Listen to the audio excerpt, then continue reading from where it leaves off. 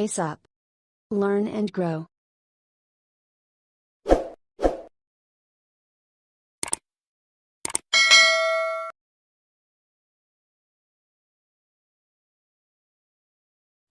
Hello बच्चों, welcome to our channel pace up. तो आज हम फिर से हाजिर हैं आपके सामने एक नए टॉपिक के साथ 10 लाइंस ऑन एनवायरनमेंट। 10 लाइन ऐसे बोल सकते हैं या 10 लाइन सेंटेंसेस ऑन एनवायरनमेंट। तो एनवायरनमेंट क्या होता है और उससे रिलेटेड 10 इंपॉर्टेंट पॉइंट। तो टॉपिक स्टार्ट करने के पहले अगर आपने चैनल को सब्सक्राइब नहीं किया तो सब्सक्राइब कर लें, ताकि आगे आने वाले वीडियोस भी आपको हेल्प मिलती रहे अपने सेंटेंसेस बनाने के लिए। तो पहला सेंटेंस जो है एनवायरनमेंट के ऊपर, everything around us is our environment. हमारे चारों तरफ जो भी चीजें होती हैं वो एनवायरनमेंट होती हैं, जैसे पेड़ पौधे, जानवर, हवा, पानी, जो भी हमारे चारों तरफ है वो एक एनवायरनमेंट है। Environment includes all living and non living things.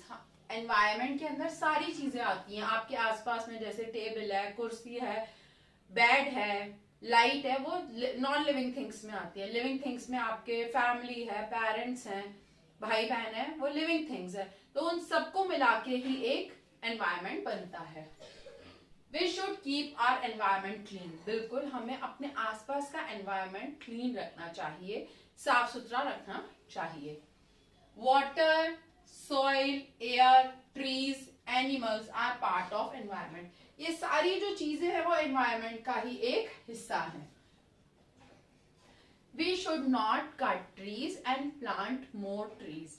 हमें पेड़ों को नहीं काटना चाहिए और हमें ज्यादा से ज्यादा पेड़ लगाना चाहिए। उससे क्या होगा, एनवायरनमेंट क्लीन रहेगा, पोल्यूशन फ्री रहेगा, कार्बन डाइऑक्साइड क्योंकि प्लांट्स ले लेंगे और ऑक्सीजन हमें देते रहेंगे।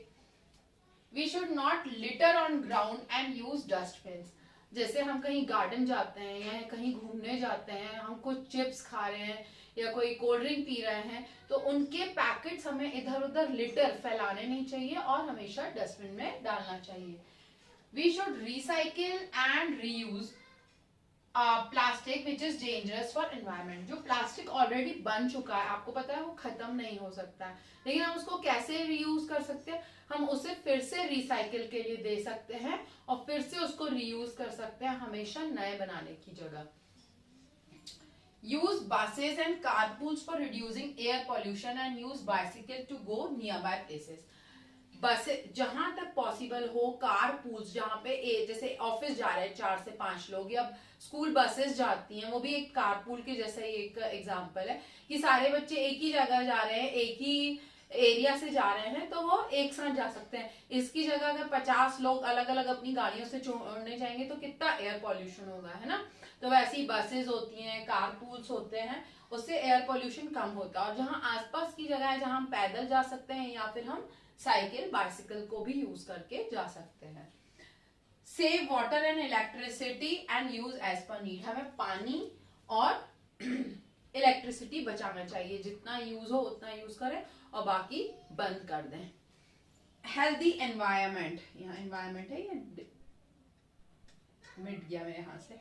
Healthy environment is not only important for human but also for plants and animals. Healthy environment, अच्छा एनवायरनमेंट इंसानों के साथ साथ जानवरों को और पेड़ पौधों को भी बहुत जरूरी है। ज्यादा पोल्यूशन होगा तो पेड़ पौधे मर जाएंगे, ज्यादा गंदगी होगी, ज्यादा पोल्यूशन जमीन में, खाने पीने की चीजों में होगा तो जानवरों को भी नुकसान होगा। तो इस तरीके से हमने टॉपिक पढ़ा, बेस टॉपिक है एनवायरनमेंट। अब इसके ऊपर save environment, how to save environment, बहुत सारे टॉपिक्स इंटरनल बन सकते हैं। आप इन्हीं पॉइंट्स को एलैबोरेट करके उनके बारे में और ज्यादा लिख सकते हैं।